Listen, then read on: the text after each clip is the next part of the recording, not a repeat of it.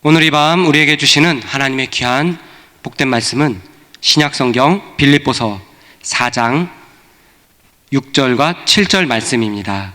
빌립보서 4장 6절과 7절 말씀, 제가 가진 성경 신약 322쪽에 있습니다. 빌립보서 4장 6절에서 7절 말씀을 한 목소리로 같이 읽도록 합니다. 빌립보서 4장 6절 7절 시작. 아무것도 염려하지 말고 다만 모든 일에 기도와 간구로 너희 구할 것을 감사함으로 하나님께 아뢰라. 그리하면 모든 지각에 뛰어난 하나님의 평강이 그리스도 예수 안에서 너희 마음과 생각을 지키시리라. 아멘. 기도할 때 필요한 것이라는 제목으로 구재희 목사님 귀한 생명의 말씀 선포해 주시겠습니다. 기도하겠습니다. 하나님 아버지, 우리를 사랑하시는 그 크신 사랑으로 우리를 돌보시고 인도하신 하나님께 진심으로 감사합니다. 금요일을 이 밤에 우리를 주의 손으로 부르셔서 하나님 앞에 간절함으로 기도할 수 있는 시간 허락해 주셨사오니 하나님만 높임 받으시고 성령의 기름 부으심으로 충만하게 우리 가운데 역사하사 주님 만나 뵙는, 말로만 듣던 주님을, 귀로만 듣던 주님을 눈으로 뵙는 은총을 누리게 될 수 있도록 성령으로 충만하게 역사하여 주시옵소서. 수련회 중에 있는 중고등부와 그리고 또 오늘부터 시작된 성교학교의 중년부와 초등부 하나님께서 복되게 만들어주시고 이 밤에 아버지 앞에 간절한 마음으로 기도함으로 나아갈 때 주님과 깊은 사랑의 관계를 맺게 되면서 하나님 신실하신 그 은혜와 사랑을 경험함으로 일평생을 주님께 드리는 믿음의 일꾼들로 다시 서게 되는 놀라운 경험이 그 자리에 충만하게 임하도록 역사하여 주옵소서.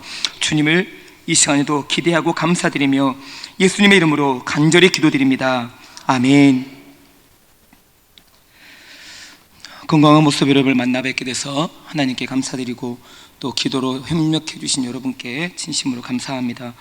저는 지난 주일 오후부터 어제 저녁 시간까지 16명의 청년들과 함께 몽골 울란바토르 윤일영 선교사님이 에게 맡기신 그 선교지에 들어가서 그곳에 여름 성경학교 협력하고 그리고 또 주신 시간들을 보내다가 건강하게 돌아왔습니다.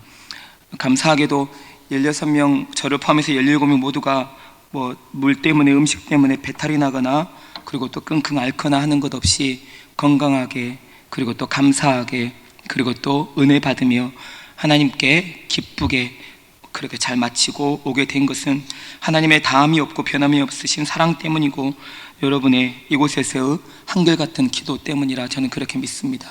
하나님은 하나님의 백성들의 기도를 그렇게 들어주심으로 우리에게 다시 한번 기도하는 것을 마음속에 새기게 하시더라고요. 특별히 오늘 말씀을 준비하면서 기도할 때 필요한 것이라고 하는 제목을 붙이게 된 것은 여러분이 잘 아시겠지만 사실은 몽골에 갈 수 없게 될 거라고 생각을 하기도 했었습니다. 원래는 지난 주일 밤 11시 55분 비행기를 타고 그리고 토요일 날 와야 되는 일정이지만 여러분들 들으셨겠지만 비자가 있는 나라에 비자를 갖고 들어가야 되는데 비자가 없이 가려고 하니 결국 입국 거절이 돼서 가지 못한 채 공항에서 하룻밤을 자야 됐죠. 푹신푹신한 소파가 있는 것도 아니었으니까 사실은 그곳에서 잠자는 것도 쉬운 일이 아니었는데 그럼에도 불구하고 하나님께서 저와 16명의 청년들에게 뭘 말씀하고 싶으셨는지 어쨌든 길이 막혀지는 것처럼 보이게 만들어 주셨으니까요. 그것도 하나님이 주신 은혜이죠. 오늘 그런 이야기를 함께 여러분과 나누면서 오늘 이 말씀을 통해 주신 하나님의 교훈, 그리고 기도할 때 꼭 필요한 것이 무엇인지 말씀으로 한번 새겨보는 귀한 시간을 가져보려고 합니다. 해외를 나갈 때 비자가 있는 나라가 있고 비자가 없어도 되는 나라가 있다는 것은 여행을 하는 사람들은 누구나 기억하고 아는 사실이랍니다. 그런데 저는 1년에 한 번씩 청년들과 함께 나가는 것이 대수였고 지금까지 나갔던 나라들은 모두 비자 없이 나간 나라들이었습니다. 이러다 보니 올해 여전히 몽골로 단기 선교를 준비하지만 비전 트립을 준비하지만 이 나라에 비자가 필요할 거라고는 생각도 못한 채 여행사에, 우리 교회 집사님 운영하시는 여행사에 티켓을 요청을 했었는데 말 그대로 티켓만 준비해 주셨더라고요. 어떤 분들에게 그런 이야기를 잠깐 나눴더니 여행사에서 그러면 비자는, 그 나라가 비자가 필요한데 대행으로 하실 건가요? 아니면 직접 하실 건가요? 이렇게 물어보는 것이 기본이라고 하긴 하더라고요. 근데 어쨌든 저도 몰랐고 여행사에서도 아무 말 안 해줬고, 그리고 또 감사해야 될지 애탄다고 해야 될지, 윤일영 선교사님도 몽골에 계셨지만 비자가 필요한데 비자는 다 하셨죠? 라고 하는 말을 물어보지 않으시더라고요. 더군다나 우리 교회도 1000여 명이 넘는 성도들이 있는데 해외를 다니시는 분들이 더러 계실 테지만, 제가 이렇게 말씀을 드리는 게 두려운 이유는 괜히 그분들 탓으로 돌리는 것 같은 느낌을 받게 될까 걱정스럽지만, 어쨌든 우리 교회에 해외를 더러 다니시는 분들이 계신데도 비자 준비 다 됐느냐고 물어보시는 분들이 사실 없으셨으니까요. 그러니 공항까지 갔었지만 사실은 다 막힌 거죠. 누구 하나로부터, 어떤 분으로부터 그런 이야기를 들은 적이 없었고 저도 생각지도 못했고, 저희 16명 중에 누구도 목사님 그 나라 혹시 비자 필요하지 않아요? 라고 하는 이야기를 꺼내지 않았으니까요. 그래서 저희들이 그 공항에서 하룻밤을 자면서 그런 생각을 했죠. 내일이 월요일이니까 그날 주일 하루 종일의 사역을 다 마치고 밤 11시 55분 비행기를 타기 위해 갔으니 사실 몸이 많이 피곤했죠. 저도 그렇고 함께 참여하는 16명의 친구들도 마찬가지였고요. 그런데 목사님, 내일 어차피 월요일 시작이니까 아침에 일찍 대사관에 가서 비자를 받으면 되죠.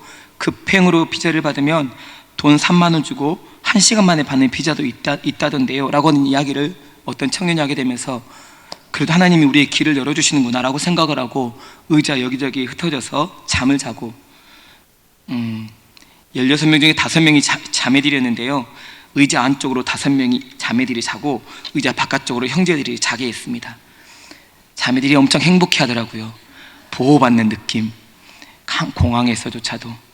그리고 제가 공항에서 한 가지 더 알았던 팁은, 공항 화장실에서도 샤워를 할 수 있다고 하더라고요. 샤워기가 있는 건 아니지만 두 청년이 용감하게, 목사님 샤워하고 오겠습니다. 무슨 샤워를? 화장실에 가면 샤워하는 방법이 다 있습니다. 그리고는 1시간 정도 흐르고 난 다음에 샤워를 하고 오더라고요. 기분이 어때? 개운합니다. 그리고 잠을 잘 자더라고요. 공항에서 샤워도 가능하구나, 이번에 처음으로 알았습니다. 혹시 샤워가 필요하신 분은 공항에 가시면 공짜로 하실 수 있을지 모르겠습니다.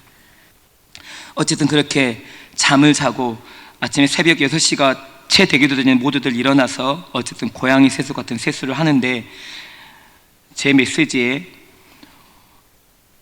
지난 금요일부터, 그러니까 주일날 저희들이 출발했는데 금요일 날부터 수요일까지 몽골 대사관이 휴무랍니다. 그러니 보십시오. 몽골에 대한 비자 이야기를 듣지도 못한 상태에서 저희에게 소망은 이제 내일 아침 월요일이 되면 10시부터 업무가 시작된다고 하니까 지하철 시간을 딱 맞춰가지고 밥을 얼른 먹고 2명의 청년들을 지정해서 보낼 준비를 하고 여권도 주고 혹시 싶어서 어쨌든 채비를 하고 사진을 다 걷어서 준비하게 하고, 그리고 나머지 청년들은 기도하면서 기다리기로 했거든요. 근데 느닷없이 몽골 대사관이 그 기간에 국가적인 행사인 나담 축제라고 하는 축제가 있었는데, 그 사람들은 참 대단합니다. 대직자를 세우지도 않고 문을 꽝 닫아버리고 아예 축제를 즐기러 들어간답니다.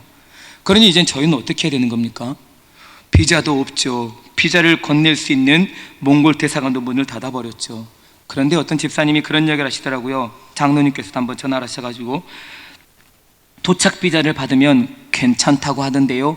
그래서 다시 소망을 품었습니다. 아싸, 도착 비자. 그래서 윤일영 선교사님하고 연결을 하고 통화를 해서 도착 비자를 받으면 저희들이 이곳에서 허가를 못 받았다 할지라도 그곳으로 들어갈 수 있는 길이 열린다고 하는데 선교사님 좀 알아봐 주세요 라고 말씀을 드려서 선교사님이 백방으로 알아봤지만 그것은 옛날 이야기라고 합니다. 그리고 급한 용무에 한해서만, 국가적인 용무나 아니면 사업상의 용무에 의해서만 가능한 일이지, 저희처럼 관광 비자를 얻어서 가는 사람들에게는 소용이 안 되는 일이랍니다. 그러니 대사관 업무도 휴무이죠. 그리고 도착 비자를 받는 것도 안 되었죠. 그래서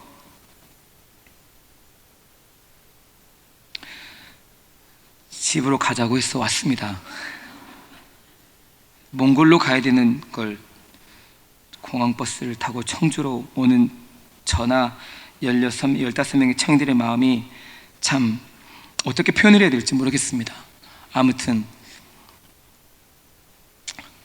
그런데 그 중에는 4명의 직장인들이 있었는데 4명의 직장인도 사실 어렵게 휴가를 빼서 그 기간을 맞춰놨기 때문에 일주일간의 여정을 만들어놨기 때문에 그들이 하나님 앞에 간절한 마음으로 기도하고 날짜를 받고 사무실에 요청을 해서 허락을 받고 해서 가기로 했었던 일정이었는데 이제 그게 다 막혀버렸으니 또 할 마음이 없는 거죠. 그런데도 불구하고 직장을 다니지 않는 11명의 청년들은 다시 혹시 일정을 잡더라도 가겠느냐고 물었을 때 11명이 모두 손을 들어서 표시를 해 주었다는 것이 제게는 다시 소망이 됐던 겁니다. 그렇구나, 날짜를 다시 잡으면 갈 수 있겠구나. 그리고 날짜를 잡고 그 4명의 직장인들에게도 함께 가자고, 그때만큼이나 함께라는 단어가 소중한 적이 없었던 것 같습니다. 목사님 지금까지 함께 준비해 왔으니까 우리 함께 가야 돼요. 하나님께 기도할 거예요. 함께 가도록요. 공항에서 하룻밤 잤던 것뿐인데 그 하룻밤이 이 15명의 청년들을 끈끈하게 묶어줘 버린 겁니다. 그전에는 사실 15명 모두가 모여본 적이 한 번도 없었거든요. 이번 선교는 참 특이하게요. 그리고 이번 선교는 특이하게 믿음이 그렇게 왕창하게 좋거나 뭐 여러분이 보실만하게 야, 저 청년 참 부러움네, 사위 삼고 싶네, 며느리 삼고 싶네, 이럴 만한 청년들이 다 갔던 건 아니었으니까요. 예수님 믿은 지 얼마 되지 않은 세례받지 않은 청년도 있었고요. 예수님 믿긴 믿었지만 교회를 안 나오는 날이 나오는 날보다 더 많은 청년들도 있었고요. 그리고 또 임원으로 봉사하고 뭐 청년부에서 목자로 봉사하고 있는 청년들도 있었지만 모두 제각각이었죠. 그런데 하룻밤 공항에서 잤던 것뿐인데 하나님께서는 그 공항에서 하룻밤 잠을 통해 그 15명을 그렇게 묶어 가시더라고요. 필요하셨겠죠. 왜 그러셨어요? 아, 그러셨군요.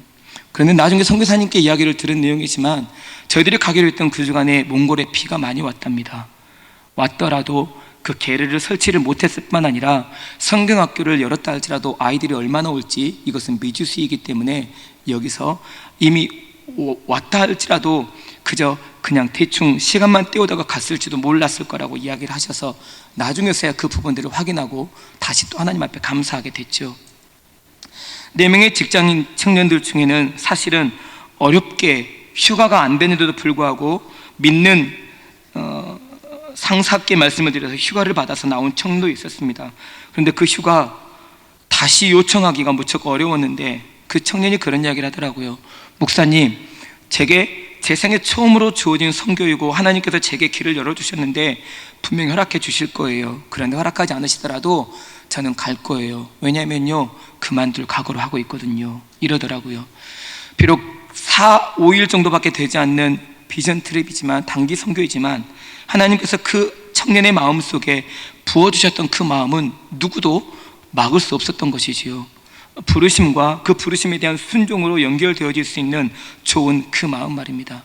그런데 결론을 말씀드리면 그 4명의 청년들, 직장인들 모두 함께 가도록 하나님이 길을 열어주신 겁니다. 그리고 거기다가 한 청년이 목사님, 저도 선교를 가고 싶었는데 결정을 못했었는데 혹시 다시 가게 되면 저도 가도 괜찮아요? 오냐 가자. 그래서 한 명이 더 추가돼서 17명이 가게 된 겁니다. 제가 그 청년에게 그랬습니다. 이번 선교 여행은 널 위한 자리구나. 하나님이 못 가게 막으셨다가 길을 열어주신 걸 보면 되는구나. 그런데 감사하게 일주일 만에 비자도 발급받고 좌석도 얻게 됐고, 그렇게 된 것이 모두 하나님의 은혜였습니다. 정말입니다. 이를테면 주일날 월요일 화요일을 거치면서 좌석을 요청해서 그 다음 주일부터의 5일간의 일정이 잡아지기가 쉬운 일도 아니었지만 사실은 비자 문제도 저에게는 버거움이었거든요. 그래서 지난 주간에 제가 수요일날 서울을 비자 때문에 한번 갔다 오고, 그리고 목요일날은 여권 때문에 인천을 갔다 오고, 그러느라 한 주간은 어떻게 지냈는지 모르게 급속히 지나가는 것을 경험하게 되면서 몇 가지 여러분에게 말씀드리고 싶은 이야기들을 경험하게 된 겁니다. 비자를 발급받을 때 사진은 6개월 이전의 사진은 안 됩니다. 6개월 안에 찍은 사진이에요. 지금부터 6개월 안에요. 그러니까 지금이 7월이니까 적어도 1월 달에 찍은, 2월 달에 찍은 사진이라야 비자를 발급할 수 있기에 딱 적합한 사진이거든요. 그런데 제가 청년들에게 그랬습니다. 적어도 그리스도인은 아주 작은 것도 그냥 넘기지 말자라고 제가 그 일을 겪고 말했었던 것 중에 한 가지가, 사진을 냈는데 이 사진이어도 괜찮겠지라고 사진을 낸 청년들이 3명이 있었습니다. 이미 6개월이 지난 사진을 말입니다. 대사관에서는 그걸 보고서 금방 분류를 해내더라고요. 저기 죄송하지만 여권을 2013년도에 만들었는데 여권 사진과 똑같은 사진을 3명이 가져왔는데요, 이렇게 지적해내더라고요. 그래서 그 다음날 새벽까지 청년 한 명을 또 사진을 찍게 만들고, 그날이 수요일이었으니까요. 그래서 그 저녁에 사진을 찍게 만들고 사진을 3명을 모두 걷어서 그 다음날 새벽까지 차를 타서 보내고 대사관으로 사진을 갖다 주라고 했었죠. 그래서 비자 발급을 받을 수 있었는데, 그런데 그 사이에 또 여권도 6개월 이상이 남았어야 되더라고요. 여러분도 꼭 좀 기억하십시오. 누가 말하지 않더라도 비자 발급 사진은 6개월 안에 찍은 사진이라고, 여권은 6개월이 넘게 남아야 돼요. 그런데 17개 여권 중에 딱 하나가 6개월 미만이 남은 겁니다. 아시겠지만 여권을 다시 발급받기엔 이제 시간이 없는 겁니다. 그래서 정말 제 그때 심정으로는 그랬습니다. 얘는 안 되는 건가? 여기까지여야 되는 건가라고 사실 제 마음으로 그냥 놔버렸던 것 같습니다. 그러면서 다른 방법이 혹시 있을까라고 하는 마음이 있어서 길을 찾았지만 제가 알 수 있는 방법은 아무것도 없었습니다. 그런데 그 틈바구니 속에서 우리 같이 함께 기도하자라고 함께 요청했던 저희 17명의 그룹창이 있었는데, 카톡에 그 그룹창에 그 내용들을 올리자 한 청년으로부터 긴급 여권 발급이라고 하는 이 방법에 대한 이야기를 듣게 되고, 그리고 그 청년이 직접 공항에 전화를 해서 4시까지 오면 발급해 주겠다고. 집사님, 이광식 집사님, 혹시 속도 위반으로 딱지가 날아오면 저에게 주십시오. 인천까지 가느라고 사실은 조금 과하게 밟았던 것도 같습니다. 그래서 어쨌든 4시까지 도착을 했고 긴급 여권 발급으로 해서 1시간 반 만에 여권을 발급받아서 17명이 모두 잘 갔다가 잘 돌아오게 되었습니다. 사실은 이런 일련의 과정을 겪으면서 하나님께서 뭐 때문에 이런 과정들을 겪게 하셨을까? 막으실 거였다면 그냥 안 보내셔도 괜찮으셨을 걸. 그래서 뭐 비자 몰랐다고 하는데 목사님이 뭐 실수하실 수도 있는 거고, 여행사가 아니면 또 어떤 분들이 이야기 안 해줘서 충분히 그럴 수 있는 걸 그렇게 넘길 수도 있었을 텐데, 하나님은 가게 하실 때 그냥 순적하게 가시면 가게 하시면 얼마나 좋습니까? 그런데 가게 하실 거면서 굳이 그렇게까지 힘든 여정 속에서 우리를 있게 하신 이유가 뭐였을까라고 하는 생각을 깊게 해보게 된 거죠. 그런데 성경 속에 보니까 믿음의 선배들도 주님이 기뻐하시는 길을 걸어갈 때 하나님이 순적하게 인도하신 게 아니었더라고요. 아브라함에게 길을 떠나라고 하실 때에도 떠난 아브라함에게 이제는 아들을 바치라고 했으니 그 아브라함이 얼마나 미칠 노릇이었겠습니까? 저 그냥 안 따라갈래요, 여기까지 그냥 갈래요 라고 포기할 수도 있었을 그 아브라함의 마음을 하나님이 아셨을지, 아들을 바치라고 하는 그 부르심 앞에 아브라함은 순종함으로 아들을 바치고 그 다음 단계로 나아가는 것이지요. 요셉도요, 비록 형들에게 팔렸지만 보디발 군대 장관 보디발의 집에서 얼마나 성실하게 일했습니까? 그래서 다른 종들을 제쳐두고 이방 땅에서 팔려온 종이었는데 그는 가정 총무 역할을 했던 것이었죠. 그런 가정 총무로 열심히 살아왔으면 요셉의 길을 열어주실 만도 한데 누명을 쓰고 감옥에 갇히게 하신 하나님의 뜻이 무엇이었을까요? 사도 바울도요, 지금까지 자기가 알았던 그 모든 것들은 다 배설물로 여기고 오직 예수 그리스도를 아는 지식이 가장 고상하기 때문에 그분에 대한 지식만고 제가 믿음으로 삶을 살고 싶습니다, 좀 도와주십시오라고 간절한 마음으로 주님께 부르짖었다면 하나님이 바울로 하여금 그 길을 더 잘 걸어갈 수 있도록 길을 열어주셨더라면 얼마나 더 왕성하게, 더 힘있게, 더 멋지게 사역을 감당했을까요? 그런데 하나님은 사도 바울의 길을 막기도 하고 때로는 여시기도 하고 죽을 지경에 내몰기도 하시고 돌에 맞아 죽을 뻔한 경험을 하게 하시고 그러면서 복음을 끝까지 증거하게 하셨던 이유가 무엇이었겠느냐고요. 제가 여러분과 함께 나누고 싶은 몇 가지의 내용들이 바로 이런 내용들 속에 담겨 있는데, 첫 번째, 몽골 비전 트립을 준비하고 다녀오면서 저에게 주셨던 기도의 마음들이 바로 그것이었습니다. 정직해야 한다.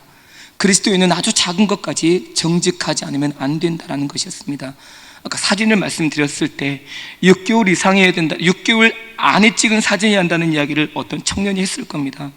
아마 듣고도 그냥 잊어버린 채 사진을 냈을지 모른 채 냈을지 모르겠지만 어쨌든 그 부분에 있어서 내 스스로 정직하지 않으면 그것 때문에 다른 사람까지 고생하게 되는 경우 말입니다. 그게 바로 여리고 성을 점령했을 때 이스라엘 백성들이 다들 하나님의 말씀대로 진멸하라고 할 때 그 진멸하는 일에 함께 동참했지만 아간만은 그러지 않은 채 욕심을 부려 자기가 숨기고 싶은 것을 숨겨버렸죠. 그리고 아이성 전투도 충분히 이길 수 있다라는 승산 때문에 그저 편안한 마음으로 전투에 나갔다가 결국 아간 때문에 많은 사람들이 죽었던 사건을 우리는 성경 속에 기억합니다. 아주 작은 것도 정직하지 못하면 나도 힘들지만 다른 사람까지 어렵게 만드는 것, 정직에 타협이나 거짓을 섞게 되면 그 불순물 때문에 결국은 가치가 떨어지게 되는 법이지요. 두 번째, 몽골 피전 트립을 준비하고 다녀오며 주셨던 기도의 마음들은 최선을 다하라는 것이었습니다. 할 수 있는 데까지. 거기에 기도하는 마음으로 가는 건 기본이다라고 하는 이것 말입니다. 다른 말로 말하면 포기하지 말라는 겁니다. 기도하면서 포기하는 건 하나님이 안 계시다라고 말하는 것밖에 안 되니까요. 그런데 한번 하나님이 기뻐하시는 일이라고 여겨지고 그 기도를 했다면 그 기도가 이루어지도록까지는 끈질기게 그리고 끝까지 가는 겁니다. 왜냐하면 내 소원함이 아니라 하나님의 마음에 두신 소원이기 때문에 그렇게 기도하며 가는 겁니다. 아까 제가 말씀을 드렸죠. 여권 만료일 6개월 이상이라 해야 되는데 그냥 제 마음으로 그런 생각이 들었다고요. 이 청년은 안 되는 거겠구나. 더 이상 방법이 없네. 여권을 지금 신청하도록 하더라도 적어도 4, 5일은 걸릴 텐데 다음 주일날 주에 나와서 어떻게 가라고 느껴지는 그 마음들 말입니다. 그런데 그 부분 때문에 또 기도하였더니 하나님은 저희들이 알 수 없었던 그 내용들을 또 누군가를 통해 공급해 주셔서 긴급 여권 발급을 하게 하셔서 함께 동참할 수 있도록 만들어 주셨던 그 말입니다. 여기까지인가 라고 생각했던 부분에 아니야, 길이 있어. 그러면서 요한복음 14장 6절 말씀을 생각하게 되었습니다. 예수께서 이르시되 내가 곧 길이요 진리요 생명이다. 주님께 의지하면 길은 열어지게 되어 있는 거고, 주님이 의지하면 진리 안에 걷게 되고, 주님만 바라보면 생명력 있는 삶을 살아가게 되는 것이 성경 속에 들려주신 하나님의 마음인 것을 다시 생각해 보게 되었죠.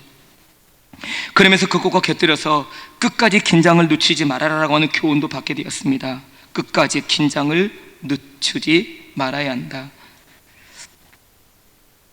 사실은 저희들이 몰랐던 것이기 때문에 그런 저희들의 부족함일 수 있습니다.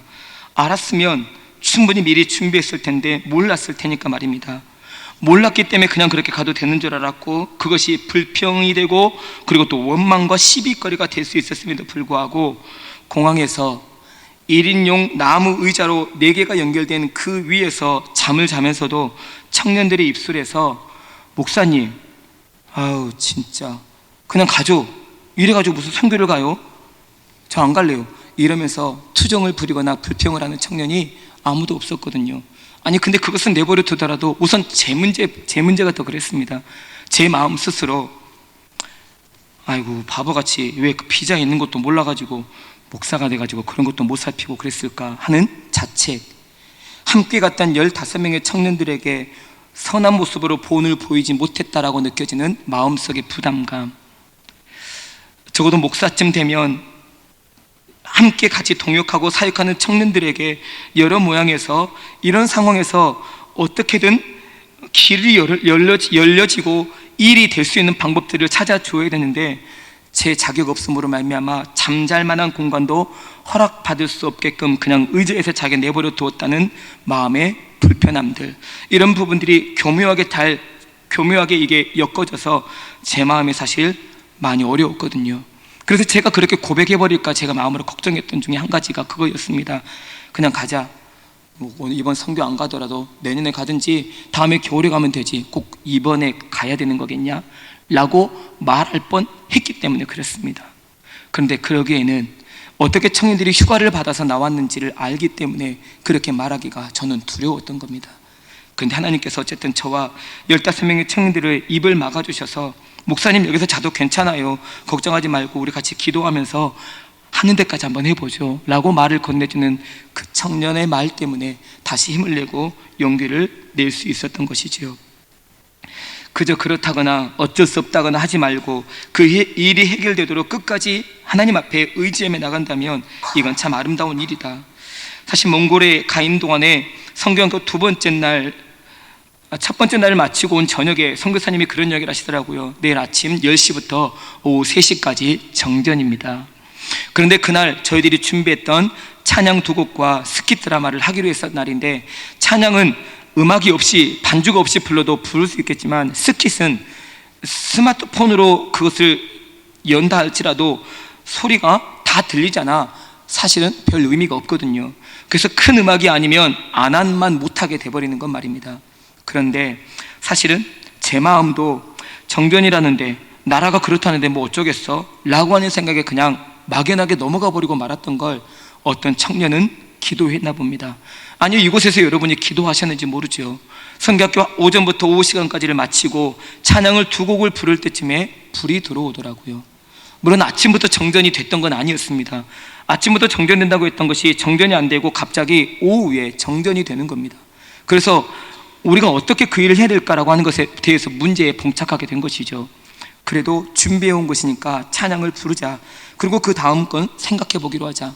이렇게 해서 찬양을 부르고 있는 동안에 하나님이 전력을 공급시켜 주셔서 스킷 드라마도 은혜 중에 감당하고, 또 보고 있는 청년들조차도 은혜 받음 속에, 사실은 그 청년들 중에 은혜 받음 속에서 하나님을 경험하게 되는 좋은 계기가 되었던 것을 보면서 끝까지 긴장을 늦추지 말아야 된다라고 하는 기도의 교훈도 얻게 되었습니다. 고린도전서 10장 12절 말씀은 이렇게 우리에게 가르쳐 줍니다. 섰다고 생각한 즉 넘어질까 조심하라 라는 말씀이겠죠. 이제 다 됐다라고 느낄 때 그러지 않을 수도 있다라는 그런 생각하게 하시는 건 말입니다. 몽골 비전 트립을 준비하고 다녀오면서 저에게 주셨던 기도의 마음들은 그것이었습니다. 잃어버려도 되는 것은 과감하게 잊어라 라고 주시는 마음이었습니다. 윤영 선교사님이 저희 모든 청년들과 저에게 그런 이야기를 하셨습니다. 이곳에 있는 친구들은 사막과도 같은 친구들이지만 순수함은 타의 추종을 불허합니다. 실제로 만나보니 그렇더라고요. 그러면서 하시는 말씀이 스마트폰을 함부로 두지 마세요. 잊어버린 사람들이 많이 있습니다.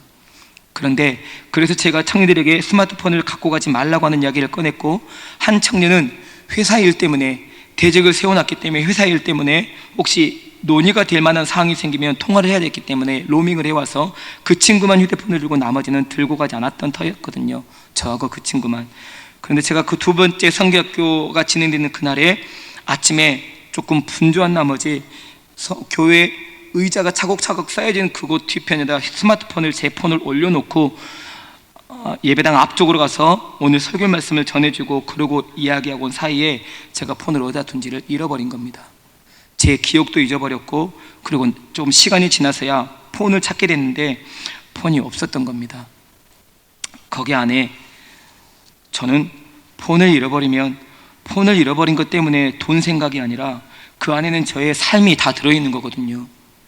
그리고 사진이 들어있고, 저는 거기 스마트폰에 메모라고 하는 그 창이 있는데, 메모라는 어플이 있는데 그 어플 안에 제 지역 식구들, 청년들, 그리고 또 제게 기도 요청하는 분들의 내용들을 그 메모창에다 다 저장을 해놨거든요.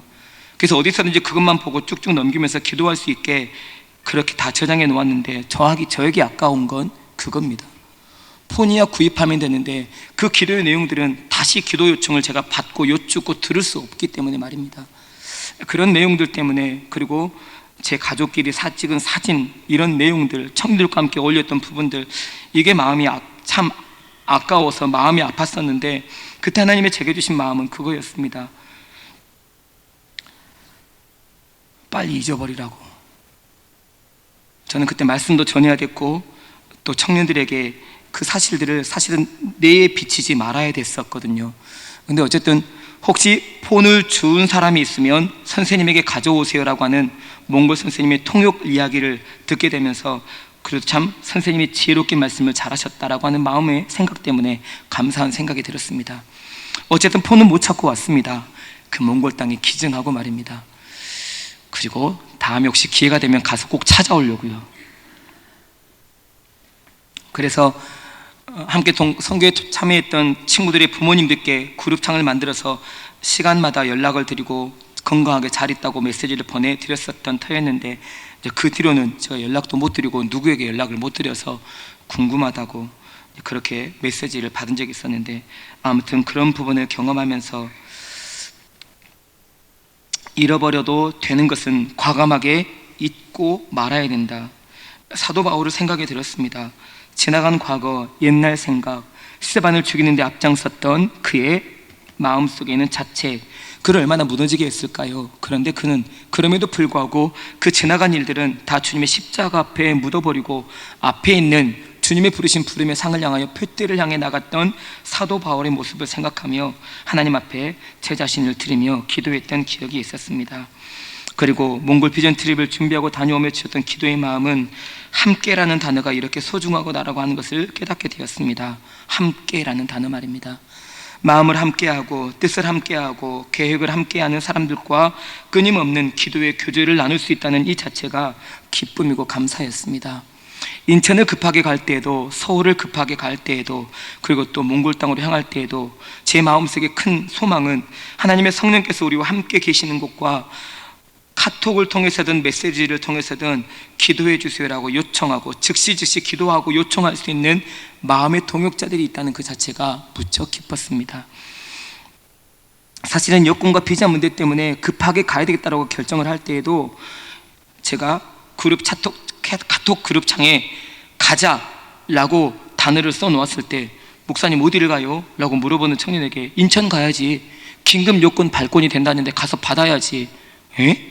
이렇게 말하는 청년에게 다시 이야기를 꺼내서 우리 빨리 가자. 제가 교회에서 나오면서 차를 몰고 그 집 가까운 도로까지 나오라고 해서 차를 타고 인천까지, 서울까지 왔다 갔다 하는 것을 경험하면서 함께 이 일에 마음을 쓰고 협력해 줄 수 있는 친구들이 있는 것이 참 기쁨이고 감사였습니다. 만약에 그 틈바구니 속에서 목사님이 조금 지혜로우셔가지고 이걸 좀 잘 준비하셨더라면 얼마나 좋아요라고 하는 청년이 있었더라면 아마 저도 기분이 언짢아서 아마 짜증을 부리거나 그만두자라고 쉽게 말했을지 모르겠습니다. 그런데 가자 하면 가주고, 잠깐만이라고 말하면 잠깐만 머뭇거려주고, 하자라고 하면 해주는 그런 청년들을 말미암아 저는 다시 힘을 얻고 하나님이 기뻐하시는 길을 더 잘 걸어갈 수 있게 되었습니다. 함께하는 사람들이 있다. 사무엘 선지자 사무엘상 7장 12절 말씀에서 이런 말씀을 우리에게 들려주셨죠. 나는 여러분을 위해 기도하기를 쉬는 죄를 결단코 범하지 않겠습니다라고 했던 만큼이나 사무엘은 이스라엘 백성들을 위해 끊임없이 기도하는 선지자, 데살로니가전서 5장 17절의 말씀을 빌리면 쉬지 않고 기도하는 선지자였겠지요. 저희가 17명이 함께 출발하고 오도록까지 저희를 위해 끊임없이 기도해 주셨던 여러분들이 계셨기에 저희 모두 건강하게, 그리고 은혜스럽게, 그리고 하나님을 기쁘시게 드리며 잘 다녀온 줄 저는 그렇게 믿습니다.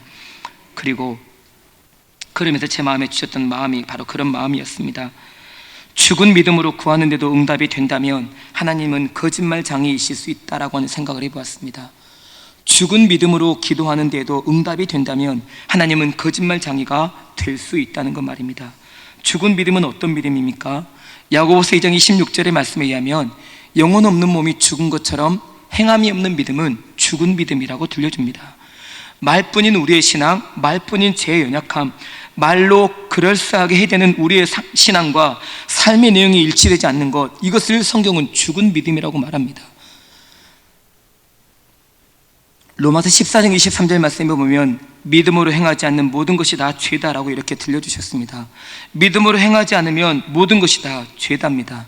그래서 모든 것은 다 믿음으로 감당해야 된다는 이야기를 성경은 그리스도에 있는 여러분과 저에게 그렇게 들려주시는 것이지요.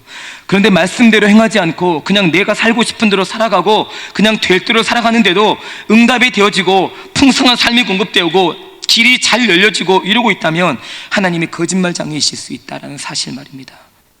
그런데 그렇게 말씀대로 살지 않는데도 기도의 응답이 있다면 하나님의 긍휼과 자비하심이 무척 크시다는 것을 보여주고 계시면서 오히려 하나님 말씀으로 빨리 돌아서야 한다라고 하는 내 마음에 부담감을 주시는 것은 아닌지 우리가 깊이 하나님을 향하여 돌이켜볼 필요가 있다는 것도 느끼게 해주셨습니다.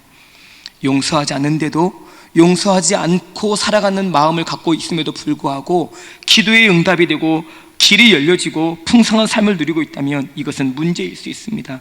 그런데 하나님의 말씀대로 살아가는데 걸림돌이 생기고 어려움이 있다면 그것은 하나님의 시련입니다.